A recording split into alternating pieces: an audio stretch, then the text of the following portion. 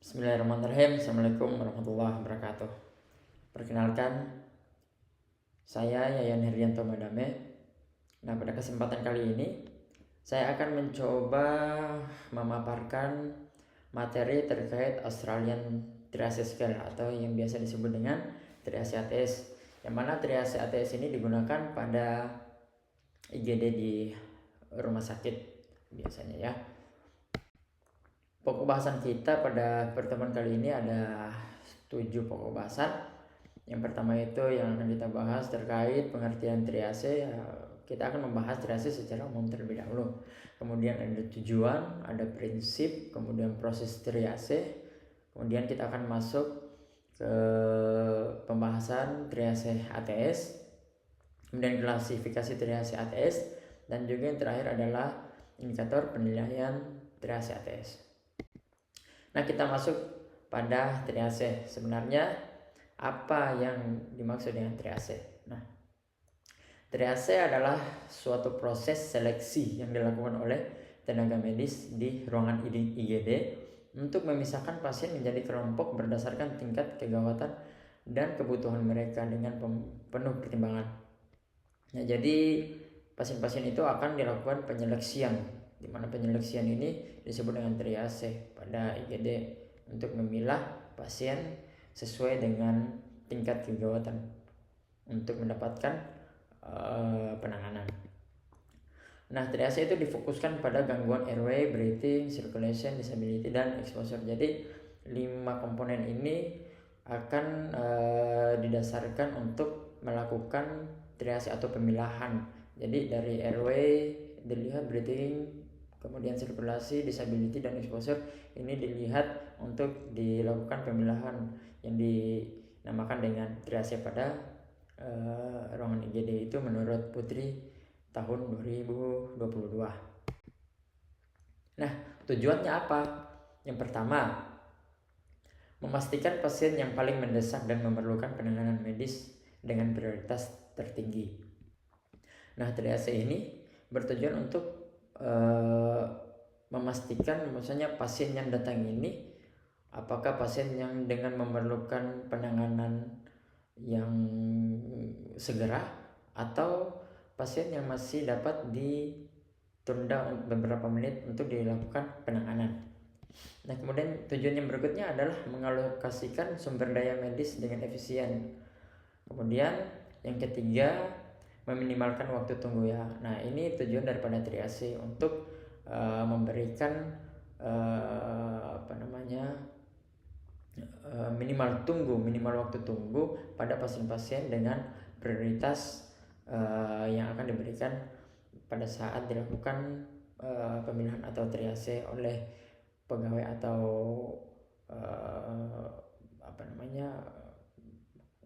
yang bertugas di ruang IGD tersebut. Kemudian yang selanjutnya untuk mengurangi risiko kematian atau komplikasi. Nah, ini pentingnya daripada dilakukannya triase. Nah, untuk mengurangi risiko kematian ini maksudnya pasien yang datang itu kemungkinan dengan kondisi yang buruk, nah itu akan segera dilakukan penanganan. Jangan sampai pasien yang memang harusnya diberikan penanganan malah tidak dilakukan penanganan, akhirnya akan berdampak pada keselamatan pasien tersebut. Nah, kemudian yang terakhir adalah membantu staf medis dalam mengidentifikasi pasien yang dapat dirujuk. Jadi IGD juga itu perannya bukan hanya setiap pasien datang harus ditangani, tidak, tetapi dilihat apakah pasien yang datang ini dapat dilakukan penanganan di rumah sakit tersebut atau memang harus dirujuk ke rumah sakit yang memiliki fasilitas yang lebih memadai. Itu dia. Jadi triase ini digunakan juga untuk menentukan pasien-pasien yang akan dilakukan rujuk atau ditransfer ke rumah sakit yang lebih memadai sarananya. Kemudian menurut Melita dan Rashid tahun 2022 terdapat 4 prinsip daripada triase. Yang pertama, kemampuan untuk merespon dengan cepat. Jadi pegawai atau petugas-petugas yang di ruang IGD ini harus terlatih terlatih memiliki kemampuan untuk merespon dengan cepat pasien yang datang. Jangan sampai pasien yang datang ini yang memerlukan penanganan yang segera, malah pasiennya dipending. Jadi itu akan berdampak pada keselamatan pasien itu sendiri. Kemudian pengkajian seharusnya dilakukan secara adekuat. Nah, pengkajian ini harus betul-betul diperhatikan oleh petugas di IGD. Jadi petugas ini harus dibekali dengan kemampuan pengetahuan mereka untuk melakukan pengkajian kepada pasien yang datang agar nantinya tidak salah kaji gitu. Kemudian yang ketiga adalah keputusan dalam triase dibuat berdasarkan hasil pengkajian yang dilakukan. Nah, keputusan yang diambil oleh pegawai ataupun perawat di IGD ini dibuat dengan landasan pengkajian yang akurat, bahwasanya pasien mungkin dengan tingkat kegawatan yang tinggi harus dibuat bahwasanya kategorinya itu sesuai dengan pengkajian yang didapatkan. Misalkan pasien yang datang dengan kondisi yang sangat buruk yang mengharuskan dilakukan penanganan segera, maka keputusan yang dibuat oleh petugas ini harus memang betul-betul memprioritaskan pasien tersebut. Karena apabila tidak dilakukan penanganan segera, maka akan berdampak pada kecacatan ataupun bahkan sampai kematian daripada pasien tersebut. Nah, kemudian yang keempat yaitu perawat tidak melakukan intervensi sesuai kondisi pasien. Maksudnya perawat ini melakukan intervensi sesuai kondisi pasien ini apa yang didapatkan dari pengkajian pada saat triase tadi harus dilakukan penanganannya sesuai dengan apa yang didapatkan. Maksudnya pasien mungkin yang datang dengan tingkat kegawatan yang cukup berat dengan mungkin henti napas, ya intervensi yang dilakukan atau penanganan yang dilakukan ya harus menyelesaikan henti napasnya ini, jangan melakukan yang lain daripada yang didapatkan dari kondisi pasien tersebut. Nah, kemudian proses triase. Nah, proses triase ini dalam pedoman PPNI ada beberapa tahapan. Nah, yang pertama itu perawat itu harus memperkenalkan diri kepada pasien dan keluarga. Nah, kemudian menanyakan nama lengkap dan tanggal lahirnya. Nah, ini gunanya untuk dokumentasi pasiennya. Jangan sampai nanti tidak ditanyakan namanya, ya nanti bisa pada saat penanganan ya kita salah melakukan tindakan. Kemudian menjelaskan tujuan dan prosedurnya. Ini harus dilakukan oleh perawat atau pegawai di IGD. Kemudian menyiapkan ruangan dan peralatan. Kemudian mengambil handscoon dan formulir triase. Sebelum kita melakukan tindakan atau langsung ke pasiennya, kita harus menyiapkan dulu ruangan dan peralatannya itu. Kemudian kita memakai handscoon dan juga mengambil daripada formulir triase. Nah, kemudian mencuci tangan 6 langkah dan memakai handscoon. Nah, selanjutnya adalah pemeriksaan jalan napas, pernapasan, sirkulasi dan tingkat kesadaran. Kemudian dari pemeriksaan tadi kita masuk pada penentuan kategori triase. Jadi data tadi itu sebagai landasan kita untuk menentukan kategori triasenya. Nah, kemudian transfer pasien ke ruangan sesuai kategori triase. Setelah kita tentukan kategorinya, kita harus membawa pasien ke ruangan yang sesuai dengan kategorinya. Kemudian lakukan pengkajian lanjutan dan penanganan sesuai respon time kategori triase ya. Jadi pengkajian dan penanganan ini, misalkan tadi kita sudah penentuan kategori triase, kemudian kita sudah membawa pasien ke ruangan yang sesuai dengan triasenya. Nah, itu kan dipetakan mana pasien yang harus mendapatkan penanganannya segera, mana yang bisa dipending 10 menit, mana yang bisa dipending 30 menit. Nah, itu nanti kita akan lihat. Apabila pasiennya mungkin bisa dipending selama 30 menit, ya kita harus sesuaikan, jangan sampai kita melakukan penanganan itu lebih daripada waktu penentuan daripada kategori triase tersebut. Nah, setelah kita lakukan tindakan, ya kita melepas sarung tangan, kemudian lakukan kebersihan mencuci tangan 6 langkah, dan juga yang terakhir adalah tidak lupa bahwasanya dokumentasi tindakan apa yang kita lakukan tadi kita harus dokumentasikan. Jangan sampai kita lupa untuk mendokumentasikan tindakan yang telah kita lakukan. Nah, kita masuk ke pembahasan terkait triase ATS. Nah, triase ATS atau Australian Triase Scale ini merupakan skala yang digunakan untuk mengukur urgensi klinis pasien dengan mempertimbangkan waktu yang tepat dan sesuai dengan urgensi klinisnya. Jadi pasien yang datang itu, balik lagi tadi dengan konsep awalnya bahwasanya triase ini digunakan untuk memilah pasien dengan mengukur daripada kegawatan pasien yang datang ini dengan memperhatikan waktu yang tepat atau waktu tunggu minimal dari pasien dengan kondisi-kondisi tertentu yang datang. Kemudian sistem Australian Triase Scale atau Triase ATS ini tidak hanya menetapkan batasan waktu untuk memberikan pertolongan pertama, tetapi juga menentukan prioritas pasien berdasarkan tingkat kegawatannya. Ya, ini sama konsep daripada triase, yang mana konsep triase itu adalah menentukan prioritas pasien sesuai dengan tingkat kegawatannya, supaya pasien tadi ini yang datang tidak tidak mengalami kecacatan, bahkan pun kematian karena kelalaian daripada lamban pertolongan daripada perawat atau petugas di instalasi gawat darurat.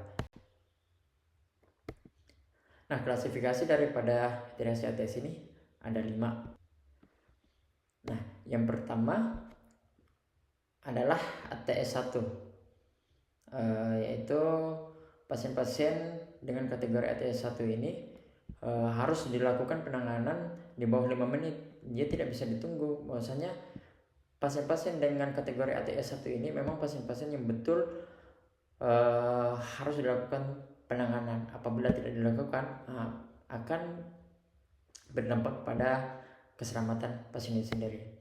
Kemudian ATS 2, penanganannya harus dilakukan dalam waktu 10 menit. Nah, maksudnya adalah pasien-pasien dengan prioritas ATS 2 ini tidak boleh dilakukan penanganan lebih dari 10 menit.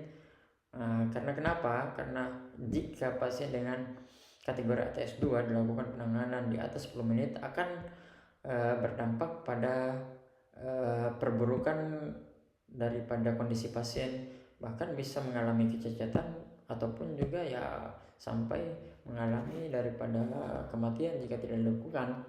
Kemudian kategori ATS 3. Nah, waktu penanganannya ini dilakukan dalam waktu 30 menit. Jadi pasien dengan kategori ini setelah dilakukan triase, bahwasanya dia ditentukan kategorinya adalah ATS 3, dia bisa dilakukan penanganan dalam waktu 30 menit. Jadi ada beberapa waktu untuk di pending, tetapi tidak boleh lewat daripada 30 menit dilakukan penanganan. Nah, kemudian yang selanjutnya adalah kategori ATS 4. Nah, penanganan dilakukan dalam waktu 60 menit. Nah, ini juga harus diperhatikan bahwasanya penanganannya ini tidak boleh dilakukan di atas daripada waktu tunggu 60 menit. Kemudian yang terakhir atau kategori kelima ATS 5, yaitu penanganan dilakukan dalam waktu 120 menit. Nah, ini kategori ATS yang terakhir, yang kelima ini ya pasien-pasien dengan mungkin tingkat kegawatan yang sangat minimal, jadi mereka dapat dipending atau ditangguhkan dulu untuk mendapatkan penanganan. Tetapi perlu diingat kembali, penanganan yang dilakukan itu tidak boleh lebih daripada 120 menit atau 2 jam waktu tunggu. Oke. Nah, selanjutnya adalah kategori triase HTS. Nah, kategori triase HTS ada 5. Dalam pengkajian awal dalam situasi gawat darurat ada 5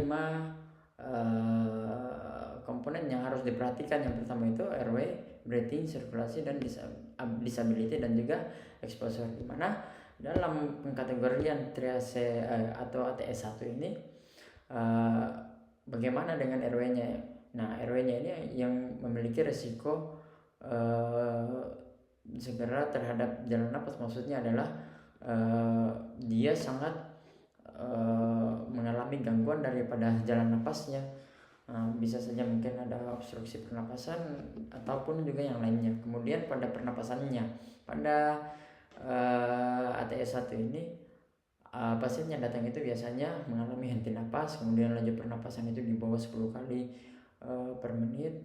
Itu sangat buruk sekali kondisinya. Kemudian adanya gangguan daripada pernapasan berat. Kemudian pada sirkulasinya itu biasanya henti jantung, kemudian blood pressure-nya itu di bawah 80 kali per menit. Kemudian pada anak-anak ya bisa didapatkan juga adanya shock. Kemudian disability-nya bagaimana atau tingkat kesadaran bagaimana? Biasanya pasien dengan ATS 1 ini ya dia mengalami penurunan kesadaran, bahkan pasiennya tidak sadar, atau untuk status GCS-nya itu di bawah nilai 9. Kemudian sering didapatkan adanya kejang berkelanjutan atau berkepanjangan. Kemudian pada ATS 2 jalan napasnya itu biasanya itu pasien-pasien dengan kasus tanda dan gejala stridor yang parah atau mengeluarkan air liur dengan rasa tertekan. Maksudnya adalah pasien yang datang ini kadang mengalami jalan napas yang tidak baik begitu, adanya sumbatan daripada jalan napasnya. Kemudian pernapasannya yang pastinya adalah sesak napas yang sangat berat. Kemudian sirkulasinya atau gangguan sirkulasinya itu biasa ditemukan adalah kulit pucat atau memar, perfusi yang buruk, kemudian denyut jantung di bawah 50 kali atau di atas 150 kali per menit. Kemudian didapatkan adanya hipotensi dengan efek hemodinamik dan juga perdarahan yang hebat. Kalau kita dapatkan tanda seperti ini, dia bisa dikategorikan dalam kategori ATS 2. Kemudian tingkat kesadarannya bagaimana? Biasanya itu pasien dengan ATS 2 ini mengalami penurunan tingkat kesadaran. Kemudian pada ATS 3 biasanya itu untuk jalan napas itu dia paten atau normal. Kemudian pada pernapasannya atau breathingnya itu ya dia mengalami gangguan pernapasan yang sedang. Nah, tetap dia akan pasien-pasien yang datang dengan kategori ATS 3 ini ya biasanya datang dengan sesak napas yang sedang. Kemudian sirkulasinya ya perdarahan, misalkan pasien dengan datang dengan perdarahan yang biasanya pasien misalkan KLL ya, perdarahannya itu ya sedang saja, tidak mengalami perdarahan yang hebat gitu. Kemudian untuk tingkat kesadarannya di atas 12 nilainya. Kemudian kadang juga pasien dengan kategori ATS 3 ini mengalami kejang, namun kejangnya ini dia setelah kejang kemudian dia sadar. Nah itu. Kemudian untuk nyerinya ya pada ATS 3 ini ya di kategorinya masih nyeri yang dapat dirasakan dengan cukup berat. Kemudian pada kategori 4 atau ATS 4 ini untuk airway-nya jalan napasnya itu normal, tidak ada hambatan atau tidak ada gangguan. Kemudian breathing-nya pernapasannya tidak ada gangguan pernapasan. Kemudian sirkulasinya biasanya didapatkan perdarahan yang sangat ringan. Nah, sangat ringan, jadi dia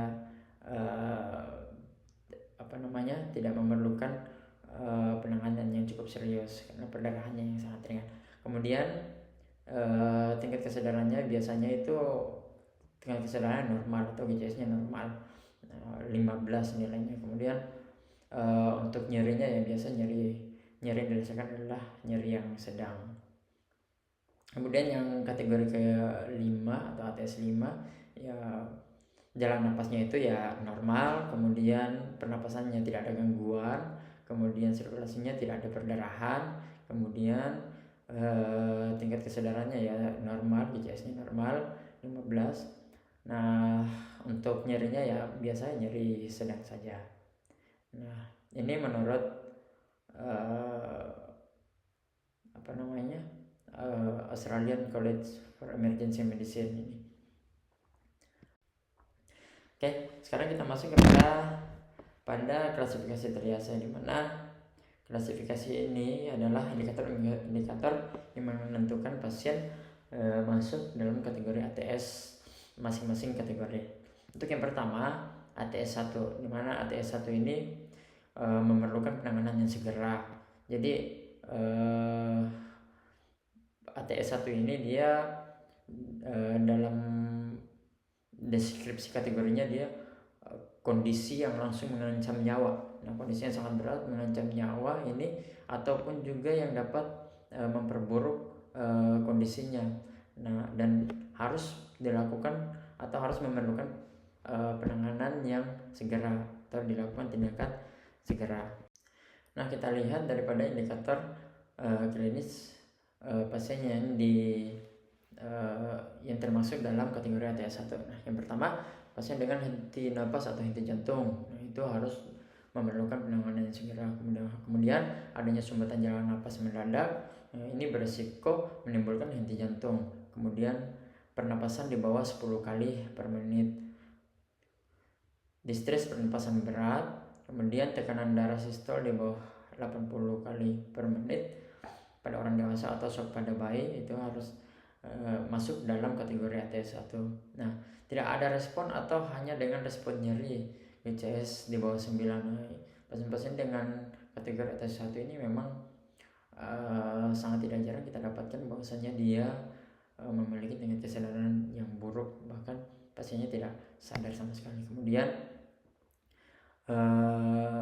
kejang berkelanjutan, kemudian overdosis, tidak responsif atau hipoventilasi, kemudian gangguan perilaku berat yang mengancam diri pasien dan orang lain. Nah, ini pasien-pasien kategori ATS 1 dengan gangguan psikologi. Nah, kemudian pada klasifikasi ATS 2, di mana ATS 2 ini waktu tunggu maksimalnya itu adalah 10 menit. Dia dilakukan penanganan tidak lebih daripada waktu tunggu 10 menit. Nah, deskripsi kategorinya bahwasanya klasifikasi daripada ATS 2 ini sangat mengancam jiwa. Nah, kondisi pasien yang cukup serius atau memburuk begitu cepat sehingga ada potensi ancaman terhadap nyawa atau kegagalan sistem organ. Ini jika tidak dilakukan, nah itu tadi akan mengalami perburukan kondisi, bahkan dapat mengancam jiwanya. Nah, untuk indikatornya yang masuk dalam kategori ATS 2, yang pertama adalah risiko gangguan jalan napas steril parah atau mengeluarkan air liur dengan distress. Nah, kemudian distress pernapasan berat. Nah, ini pasien dengan gangguan pernapasannya berat, kemudian kulit berkeringat atau berubah warna karena perfusi yang buruk. Nah, ini perfusi jaring yang buruk ini masuk dalam kategori ATS 2 apabila ada tanda-tanda kulit berkeringat atau berubah warna, kemudian heart rate di bawah 50 atau di atas 150 pada orang dewasa, kemudian hipotensi dengan efek hemodinamik, kehilangan darah yang parah, nyeri dada. Ini nyeri dada yang sangat hebat apapun penyebabnya dia. Kemudian kadar glukosa dalam darah di bawah 2 milimol per liter.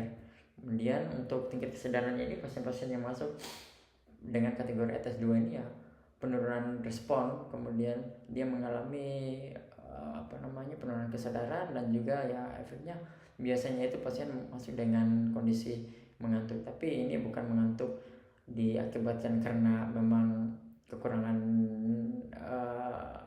porsi tidur, tidak. Memang ada sesuatu yang tidak beres dalam kondisi kesehatannya. Kemudian hemiparesis akut atau disfasia, demam dengan tanda-tanda kelesuan. Nah ini dia demam dengan tanda-tanda kelesuan ini bisa jadi dia mengalami hipotensi. Kemudian terkena zat asam atau basa pada mata yang membutuhkan irigasi. Ini mungkin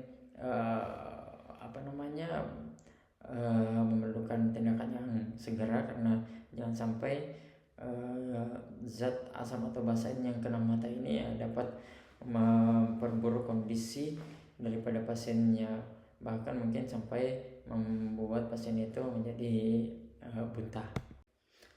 Kemudian indikator selanjutnya pada ATS 2 yaitu multitrauma mayor atau yang membutuhkan respon cepat dari tim untuk melakukan penanganan. Nah, kemudian trauma lokal berat atau fraktur mayor atau juga amputasi. Kemudian riwayat penyakit risiko tinggi. Kemudian konsumsi obat penenang atau zat toksik lainnya secara signifikan, misalkan obat-obat pasien-pasien dengan riwayat konsumsi obat-obat psikotropika. Kemudian tergigit hewan beracun yang berbahaya, misalkan tergigit oleh ular ataupun juga hewan-hewan yang lainnya, itu harus masuk dalam kategori ATS 2. Kemudian pada perilaku atau psikiatri atau pasien-pasien dengan gangguan psikologis ya, kekerasan, pasien-pasien yang melakukan kekerasan atau agresif ya, kemudian ancaman langsung terhadap diri sendiri atau orang lain, dan juga yang terakhir adalah pasien-pasien dengan agitasi atau agresi berat. Nah ini masuk dalam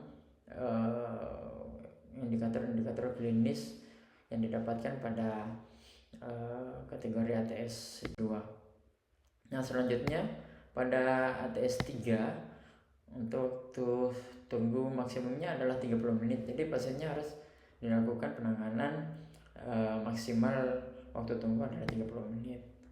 Nah kondisi ini berpotensi mengancam nyawa, di mana kondisi pasien dapat memburuk hingga mengancam jiwa atau anggota tubuh yang dapat menyebabkan morbiditas yang signifikan.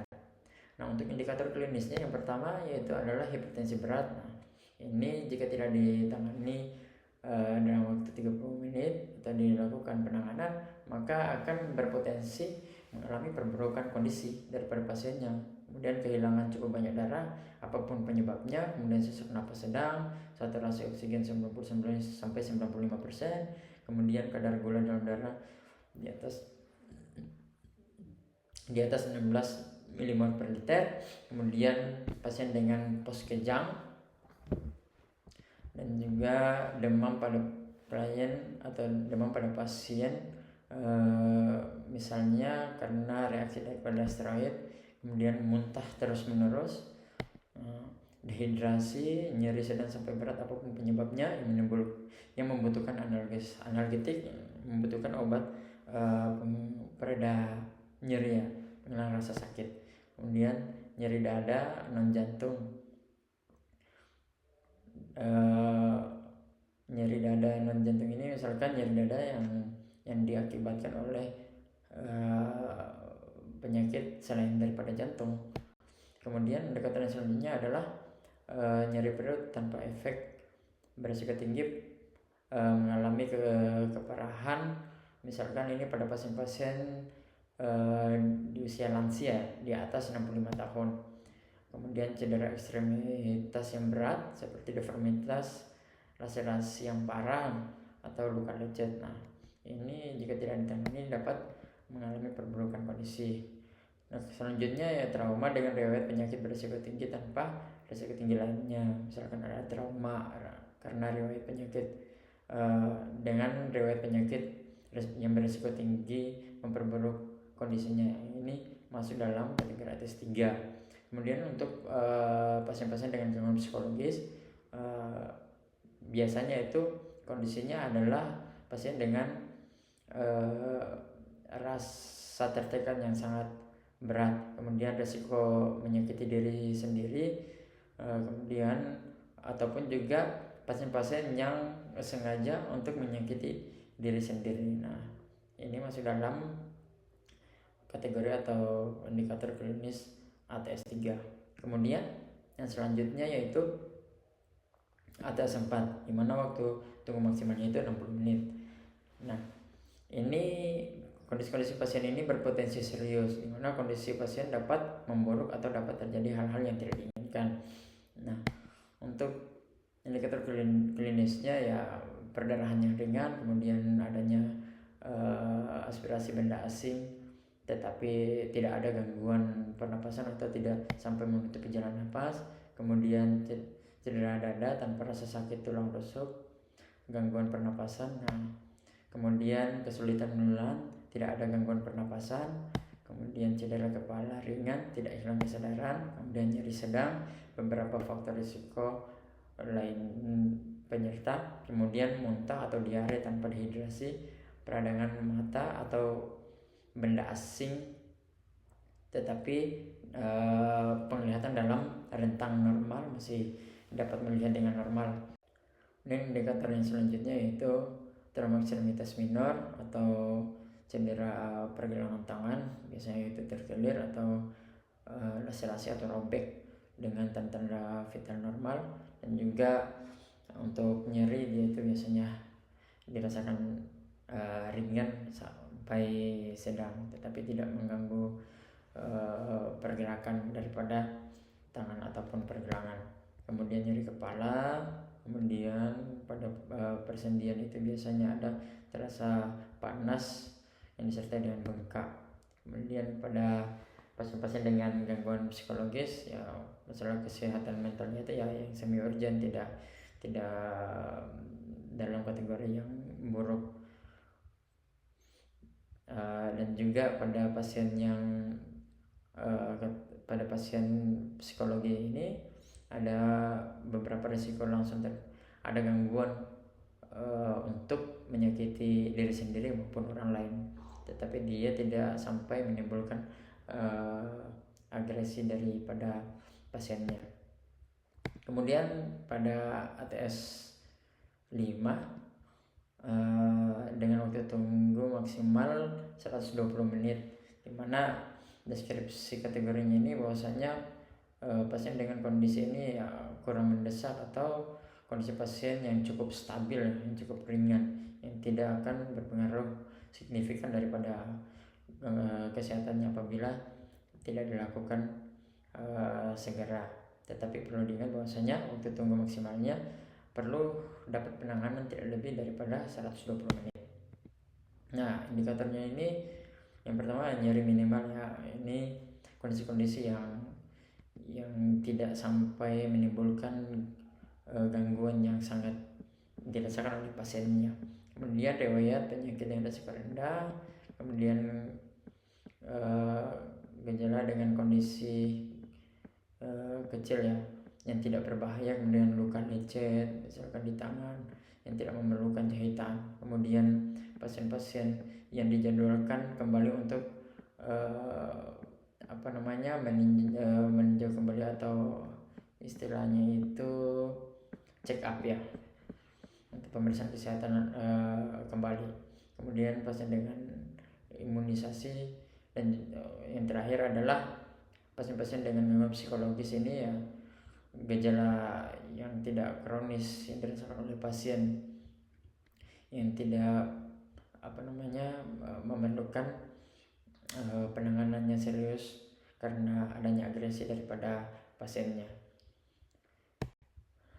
Nah, kita masuk pada contoh kasus ya. Contoh kasus yang pertama, di mana kasus ini kita akan mencoba melihat berada di kategori apa pasiennya. Nah, contoh kasusnya adalah Putri adalah seorang remaja yang berusia 15 tahun yang dibawa ke IGD oleh temannya karena ia mengalami kecelakaan jatuh dari motor yang dikendarainya sampai helm yang dipakai pecah akibat benturan. Mereka mengatakan bahwa awalnya Putri mengalami penurunan kesadaran. Setelah itu dia merasa mengantuk dan muntah. Setelah dilakukan pemeriksaan didapatkan GCS menunjukkan skor 8 dari 15. Nadinya 62 kali per menit. Kasus tersebut tergolong dalam kategori triase berapa? Nah, dalam kasus ini Putri masuk dalam kategori ATS 1. Nah, bisa kita lihat bahwasanya tandanya adalah dia mengalami tingkat kesadaran yang menurun, di mana skornya itu adalah 8. Kemudian dia merasa mengantuk dan muntah. Hal ini harus segera ditangani karena bisa saja mengantuk dan muntahnya ini merupakan salah satu tanda yang berbahaya bagi Putri tersebut. Jadi pada kasus ini Putri dikategorikan sebagai ATS 1 yang harus mendapatkan penanganan segera. Kemudian kita masuk pada kasus kedua. Nyonya Anita datang ke IGD diantar oleh anaknya karena semalam Nyonya Anita mengalami episode denyut jantung yang tidak teratur atau palpitasi dan mengeluh mual serta merasa lemas. Hari ini denyut jantungnya kembali tidak teratur. Dia memiliki riwayat operasi arteri koroner. Ketika ditanya apakah dia mengalami nyeri dada, Nyonya Anita mengatakan bahwa dadanya sangat nyeri. Laju denyut jantungnya adalah 108 kali per menit dan kulitnya terasa dingin dan lembab saat disentuh. Nyonya Anita tergolong dalam kategori triase berapa? Nah, kasus ini masuk dalam kategori ATS 2 di mana pasien mengatakan bahwasanya dadanya sangat nyeri. Kemudian laju denyut jantungnya adalah 108 kali per menit. Jadi ini masuk dalam kategori kedua yang harus dilakukan penanganan dalam waktu 10 menit. Kemudian pada kasus ketiga, Tuan Tejo adalah seorang pria berusia 53 tahun yang datang ke IGD untuk meminta resep obat tekanan darahnya. Dia mengatakan bahwa selama seminggu terakhir mengalami sakit kepala. Sudah 2 tahun dia tidak mengonsultasikan kondisi kesehatannya atau pengobatannya kepada dokter. Nah, skor GCS daripada Tuan Tejo ini 15, berarti tingkat kesadarannya baik dan denyut jantungnya adalah 70 kali per menit.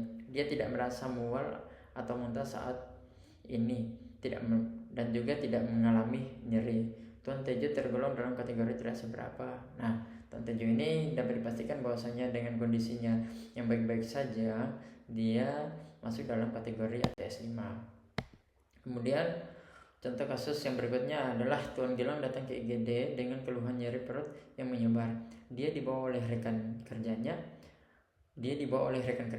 Ketika ditanya, dia mengeluhkan 9 hari mengalami sembelit. Dia telah membuat janji untuk menjalani kolonoskopi di klinik swasta besok. Dia tidak sedang mengonsumsi obat, tetapi dia membungkuk dan menangis karena nyeri. Tuan Gilang tergolong dalam kategori triase berapa? Nah, pada kasus Tuan Gilang ini dia masuk daripada kategori ATS 3 di mana tandanya bahwasanya dia membungkuk dan menangis karena nyeri. Nah, tanda membungkuk dan menangis ini bisa dikatakan bahwasanya nyerinya cukup dalam rentang kategori sedang sampai berat ya. Makanya dia dimasukkan dalam kategori ATS 3. Kemudian lanjut pada kasus kelima, Nona Rani adalah seorang wanita yang berusia 20 tahun.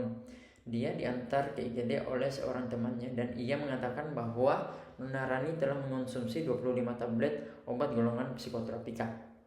Ia juga mengatakan bahwa Nona Rani tiba-tiba jatuh tersungkur ke lantai dan mulai mengalami kejang. Kasus tersebut tergolong dalam kategori triase berapa?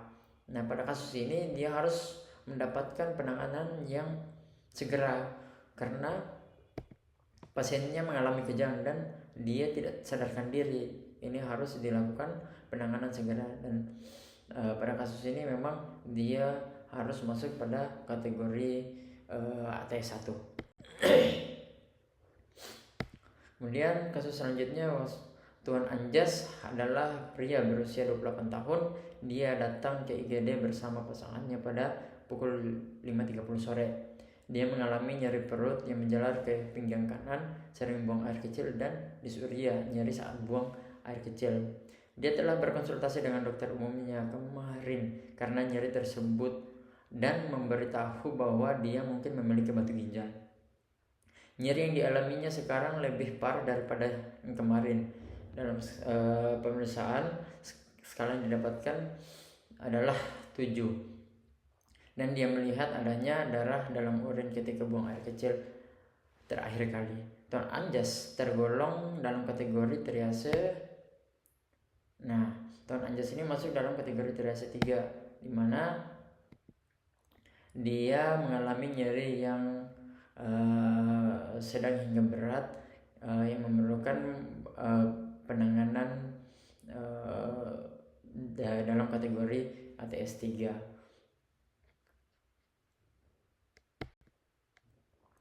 Kemudian contoh kasus berikutnya, Tuan Marlan, seorang pria berusia 67 tahun, sedang menyemprotkan pestisida pada kebun sayurnya dan secara tidak sengaja ia menempahkannya ke pakaiannya. Dia langsung mandi di rumah setelah kejadian tersebut, tetapi dia segera menuju IGD sekitar 2 jam kemudian karena merasa mual, muntah, dan mengalami keringat berlebihan. Denyut jantungnya adalah 122 kali per menit dan laju pernapasannya adalah 28 kali per menit. Dia mengatakan bahwa dia tidak mengetahui nama bahan kimia tersebut karena dia telah menyimpannya di gudangnya selama bertahun-tahun. Tuan Marlan tergolong dalam kategori triase. Nah, pada kasus Tuan Marlan ini dia masuk dalam kategori triase ATS 2 karena dapat kita lihat bahwasanya denyut jantungnya itu 122 kali per menit dan pernapasan 28 kali per menit. Nah, ini bisa menandakan bahwasanya adanya gangguan daripada jantung dan juga pernapasannya. Nah, ini apabila tidak dilakukan dalam waktu 10 menit atau sesuai dengan kategori ATS 2, maka kondisinya akan mengalami perburukan nantinya. Sehingga pada kasus ini Tuan Marlan masuk dalam kategori ATS 2. Kasus selanjutnya, Tuan Arif adalah seorang pria berusia 66 tahun yang dibawa ke IGD oleh putrinya. Dia mengatakan bahwa dia merasa bingung dan berpikir bahwa orang-orang sedang berbicara tentangnya. Dia mengatakan bahwa dia memiliki riwayat gagal jantung, tekanan darah tinggi, gagal ginjal, infeksi saluran kemih, dan depresi. Kulitnya hangat dan lembab. Laju pernapasannya adalah 20 kali per menit dan skor BCS adalah 15. Dan pasien menunjukkan tingkat kesadaran yang baik. Nah, Tuan Arif tergolong dalam kategori Tuan Arif masuk dalam kategori 4 karena dia memiliki tingkat kesadaran ataupun kondisi-kondisi vital kesehatannya itu yang sangat baik. Nah, selanjutnya kasus selanjutnya adalah Tuan Roni adalah pasien laki-laki berusia 23 tahun yang mengatakan bahwa dia merasa menginginkan bunuh diri dan meminta untuk dirawat. Dia mengancam secara verbal bahwa dia akan melukai dirinya jika tidak dirawat. Nah, Tuan Roni masuk dalam kategori triase apa? Nah, dalam kasus Tuan Roni ini dia masuk dalam kategori ATS 3, di mana dia merupakan salah satu pasien dengan gangguan psikologi, dan di dalam kasusnya ini dia mencoba untuk mengancam dirinya sendiri dengan melukai dirinya. Dalam hal ini Tuan Roni masuk dalam kategori ATS 3. Nah, kemudian kita masuk pada kasus yang ke-10. Tuan Labara adalah seorang pria berusia 54 tahun yang sebelumnya datang di IGD dengan retak tulang radius dan ulna kanan 4 hari yang lalu. Dia datang kembali karena mengatakan bahwa gipsnya terlalu longgar dan perlu diganti. Dia tidak merasakan nyeri. Tuan Labara tergolong dalam kategori triase. Nah, pada kasus Tuan Labara ini dia masuk dalam kategori ATS 5, di mana pasien Tuan Labara ini hanya datang untuk check up atau mengontrol kembali karena merasa bahwasanya gips yang dipasang terlalu longgar. Nah, dengan kondisi yang hampir sama sekali tidak ada gangguan, Tuan Labara ini masuk dalam kategori ATS 5. Nah, mungkin sekian paparan materi terkait triase ATS atau Australian triase dari saya. Mungkin kurang dan lebihnya mohon dimaafkan. Apabila ada salah-salah kata ataupun juga kekeliruan dalam penyampaian materi ini, mohon dimaafkan. Saya tutup dan saya akhiri dengan wabillahi taufiq wal hidayah. Assalamualaikum warahmatullahi wabarakatuh.